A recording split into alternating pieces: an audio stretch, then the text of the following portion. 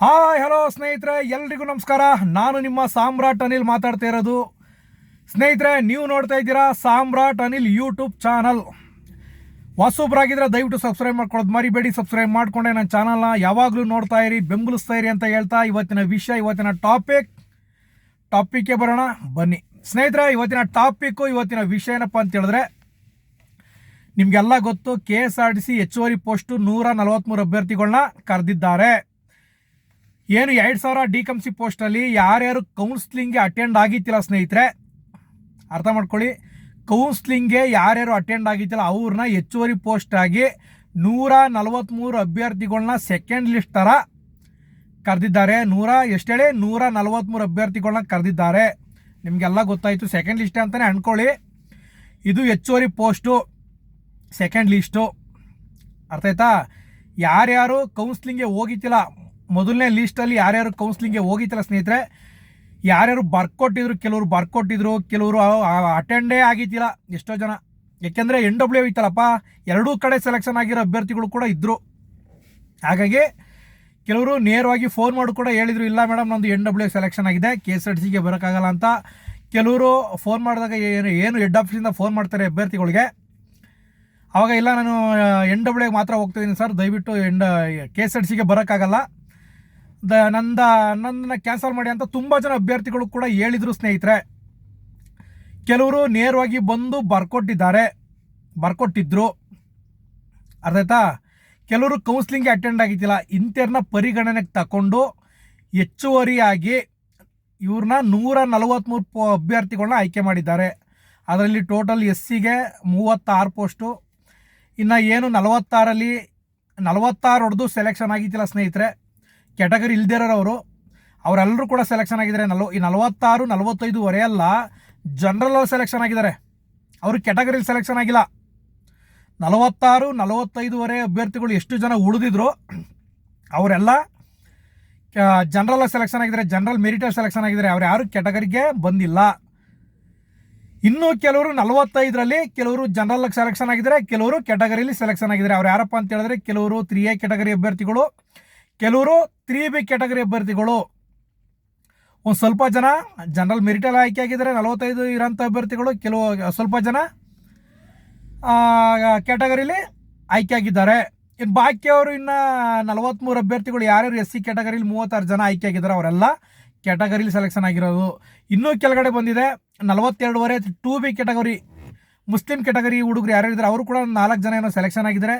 ಇನ್ನೂ 39, 29 ಇಂಥ ನಂಬರಲ್ಲೆಲ್ಲ ಸೆಲೆಕ್ಷನ್. ಅವರೆಲ್ಲ ಯೋಜನಾ ನಿರಾಶ್ರಿತ ಇರೋಂಥ ಅಭ್ಯರ್ಥಿಗಳು. ಯಾರ ಹತ್ರ PD ಸರ್ಟಿಫಿಕೇಟ್ ಇದೆ, ಯೋಜನಾ ನಿರಾಶ್ರಿತ ಸರ್ಟಿಫಿಕೇಟ್ ಯಾರ್ಯಾರು ಹಾಕಿದ್ರು ಅವ್ರಿಗೆಲ್ಲ ಎಷ್ಟು 29, 39 ಹಿಂಗೆ 4-5 ಜನ ಈ ಥರ ಸೆಲೆಕ್ಷನ್ ಆಗಿದ್ದಾರೆ. ಗೊತ್ತಾಯ್ತಾ? ಟೋಟಲ್ಲು 143 ಮಂದಿಗೆ ಸೆಕೆಂಡ್ ಲಿಸ್ಟ್ ಥರ ಅನೌನ್ಸ್ ಮಾಡಿ ಬಿಟ್ಟಿದ್ದಾರೆ. ಎಲ್ರಿಗೂ ಕೂಡ ಶುಭವಾಗಲಿ ಸ್ನೇಹಿತರೆ. ನಾಳೆ ಶನಿವಾರ 23ನೇ ತಾರೀಕು ಕೌನ್ಸ್ಲಿಂಗ್ ಇದೆ. ಕೌನ್ಸ್ಲಿಂಗ್ ಅಟೆಂಡ್ ಆಗಿ ಪ್ರತಿಯೊಬ್ಬರು ಯಾರ್ಯಾರು ಆಯ್ಕೆ ಆಗಿದ್ದೀರಾ ಎಲ್ಲರೂ ಕೂಡ ಕೌನ್ಸ್ಲಿಂಗ್ ಅಟೆಂಡ್ ಆಗಿ ನಿಮಗೆ ಬೇಕಾದಂಥ, ನಿಮಗೆ ಆದಷ್ಟು ಯಾವುದು ಸಿಗುತ್ತೋ ಅದನ್ನು ಡಿಪೋವನ್ನು ಆಯ್ಕೆ ಮಾಡಿಕೊಂಡು, ಸಿಗಲಿಲ್ಲ ಅಂತ ಹೇಳಿದ್ರೆ ಅವ್ರು ಕೇಳಿ ಡಿಪೋಗೆ ಹೋಗಿ, ಅದು ಮಂಗಳೂರು ಆಗ್ಬೋದು, ಪುತ್ತೂರು ಆಗ್ಬೋದು, BC ರೋಡ್ ಆಗ್ಬೋದು, ಅಥವಾ ಮಂಗಳೂರು 2ನೇ ಘಟಕ ಆಗ್ಬೋದು, ಕುಂದಾಪುರ ಆಗ್ಬೋದು, ಅಥವಾ ಚಾಮರಾಜನಗರ ವಿಭಾಗ ಆಗ್ಬೋದು. ಆಲ್ಮೋಸ್ಟು ಈ ವಿಭಾಗಕ್ಕೇ ಜಾಸ್ತಿ ಅಭ್ಯರ್ಥಿಗಳು ಬೇಕಾಗಿರೋದು ಸ್ನೇಹಿತರೆ. ಚಾಮರಾಜನಗರ ವಿಭಾಗ, ಪುತ್ತೂರು ವಿಭಾಗ ಮತ್ತು ಮಂಗಳೂರು ವಿಭಾಗಕ್ಕೆ ಯಥೇಚ್ಛವಾಗಿ ಜಾಸ್ತಿ ಅಭ್ಯರ್ಥಿಗಳು ಬೇಕಾಗಿರೋದ್ರಿಂದ ನಿಮಗೆಲ್ಲ ಬಹುಶಃ ಅಲ್ಲೇ ಕೆಲಸ ಆಗುವಂಥ ಚಾನ್ಸಸ್ಸು 100ಗೆ 99% ಇದೇ ಸತ್ಯ. ಅಲ್ಲೇ ಈ ಕಡೆ ಸ್ವಲ್ಪ ಮೈಸೂರು, ಮಂಡ್ಯ ಭಾಗ ಅಥವಾ ಹಾಸನ ಭಾಗ ಎಲ್ಲ ತೀರಾ ಕಮ್ಮಿ. ಎಲ್ಲರೂ ಅಟೆಂಡ್ ಆಗಿದ್ದಾರೆ. ಎಲ್ಲ ವರದಿ ಮಾಡ್ಕೊಂಡಿರೋ ಅಭ್ಯರ್ಥಿಗಳು ಇಲ್ಲೆಲ್ಲ ತಗೊಂಡು ಹೋಗ್ಬಿಟ್ಟಿದ್ದಾರೆ. ಸರ್ ನಾನು ಕೊಳ್ಳೇಗಾಲದಲ್ಲಿ ಡ್ಯೂಟಿ ಮಾಡ್ತೀನಿ ಅಂತ ಹೇಳಿ ಆಲ್ರೆಡಿ ಇದು ಅಪಾಯಿಂಟ್ಮೆಂಟ್ ಲೆಟರ್ ತಗೊಂಡು ಹೋಗಿ ಅಲ್ಲಿ ವರದಿ ಮಾಡ್ಕೊಂಡಿಲ್ಲ. ಅವ್ರನ್ನ ಯಾವುದೇ ಕಾರಣಕ್ಕೂ ಸೆಕೆಂಡ್ ಲಿಸ್ಟಲ್ಲಿ ಕರೆದಿಲ್ಲ. ಕೌನ್ಸ್ಲಿಂಗ್ಗೆ ಯಾರು ಅಟೆಂಡ್ ಆಗಿದ್ದಿಲ್ಲ ಅಂಥವ್ರನ್ನ ಮಾತ್ರ ಕರೆದಿದ್ದಾರೆ. ಅರ್ಥ ಆಯ್ತಾ? ಹಾಗಾಗಿ ಸ್ನೇಹಿತರೆ, ಆಲ್ಮೋಸ್ಟ್ ಎಲ್ಲ ಮಂಗಳೂರು, ಪುತ್ತೂರು ವಿಭಾಗಕ್ಕೆ ಜಾಸ್ತಿ ಅಭ್ಯರ್ಥಿಗಳು ಬೇಕಾಗಿರ್ಬೋದು ಅಂತ ನಮ್ಮ ಪ್ರಕಾರ ಅಂದ್ಕೊಂಡಿದ್ದೀನಿ. ಎಲ್ಲರೂ ಕೂಡ ಈಗೇನು 143 ಮಂದಿ ಇದ್ದಾರೆ, ಎಲ್ಲರೂ ಕೂಡ ಪುತ್ತೂರು, ಮಂಗಳೂರು ಸೆಲೆಕ್ಷನ್ ಆಗುವ ಸಾಧ್ಯತೆ ಇದೆ. ಪುತ್ತೂರು ವಿಭಾಗ ಮತ್ತು ಮಂಗಳೂರು ವಿಭಾಗಕ್ಕೆ 99% ಆ ಕಡೆಗೆ ಸೆಲೆಕ್ಷನ್ ಆಗುವ ಚಾನ್ಸಸ್ ಇದೆ ಸ್ನೇಹಿತರೆ. ಅರ್ಥ ಆಯ್ತಾ? ಎಲ್ರಿಗೂ ಶುಭವಾಗಲಿ.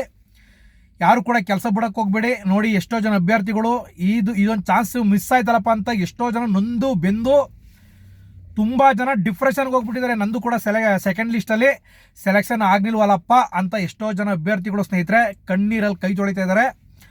ಈಗ ಸಿಕ್ಕಿರೋಂಥ ಅಭ್ಯರ್ಥಿಗಳು ಯಾರೂ ಕೂಡ ಕೆಲಸ ಬಿಡೋಕ್ಕೆ ಹೋಗಬೇಡಿ. ಅರ್ಥ ಆಯ್ತಾ?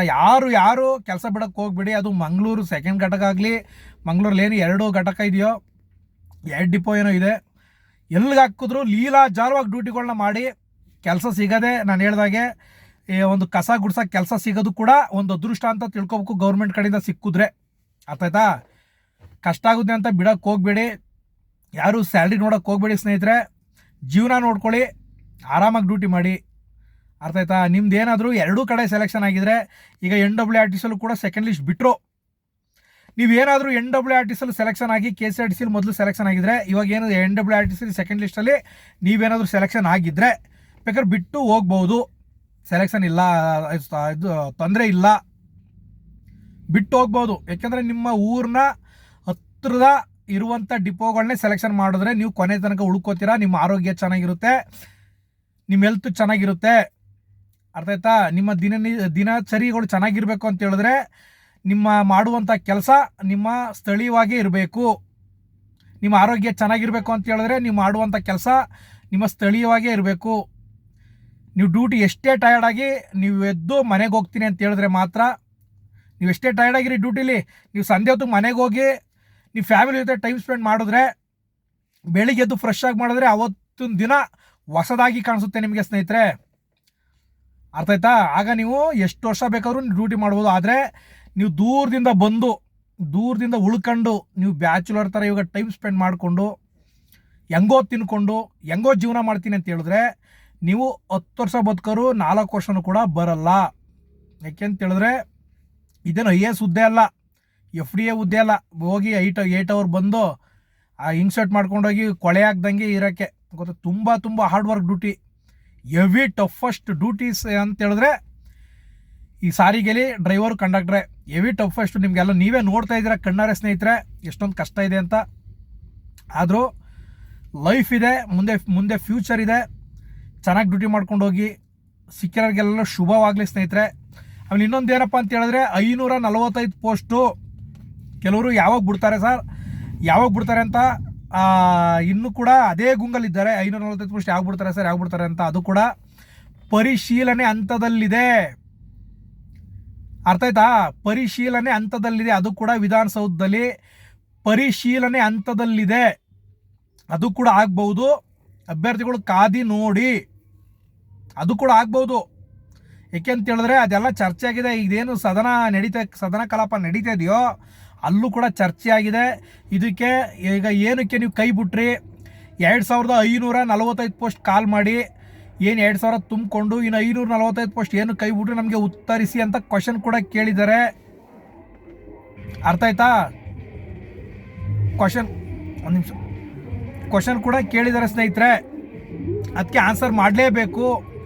ಅದು ಅವ್ರು ಏನು ಹೇಳಿದ್ದಾರೆ ಅಂತ ಹೇಳಿದ್ರೆ, ಇದು ಪರಿಶೀಲನೆ ಹಂತದಲ್ಲಿದೆ. ಮುಂದಿನ ದಿನಗಳಲ್ಲಿ ಹಣಕಾಸು ಇಲಾಖೆಯಿಂದ ನಮಗೇನಾದರೂ ಪರ್ಮಿಷನ್ ಕೊಟ್ಟರೆ ಖಂಡಿತವಾಗ್ಲೂ ನಾವು 545 ಪೋಸ್ಟ್ನ ತಗೊಳ್ಳೋಕ್ಕೆ ರೆಡಿ ಇದ್ದೀವಿ ಅಂತಲೂ ಕೂಡ ಉತ್ತರ ಸಿಕ್ಕಿದೆ. ಇವಾಗ ಅದು ಆ ಫೈಲು ವಿಧಾನಸೌಧದಲ್ಲಿದೆ.